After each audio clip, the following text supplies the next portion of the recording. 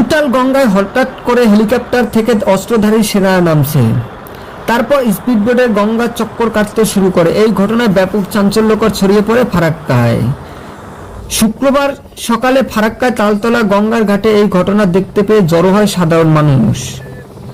এদিন ফারাক্কা হেলিপ্যাডে একটি বায়ুসেনা হেলিকপ্টারে নামে। বর্ষায় গঙ্গার মধ্যে সেই হেলিকপ্টার থেকে নামে অস্ত্রসহ স্পিডবোটের উপরে। তারপর সেই স্পিডবোট গঙ্গার চতুর্দিকে টহল দিতে শুরু করে। যদিও সেনা দপ্তর সূত্রে জানা গিয়েছে, শিলিগুড়ি থেকে এই বায়ুসেনা হেলিকপ্টারে আসেন মহড়ার জন্য।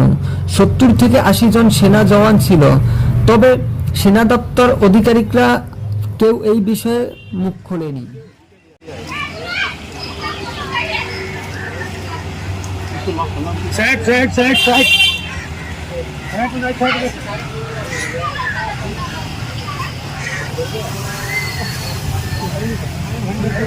दो बार खत्म करके बैटरी बोल लगे वापस जाओ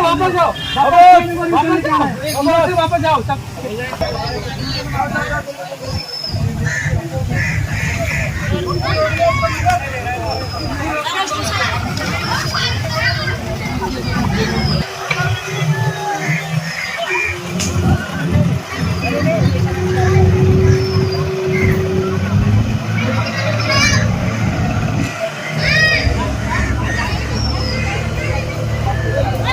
ऊपर वाले और एक आगे ये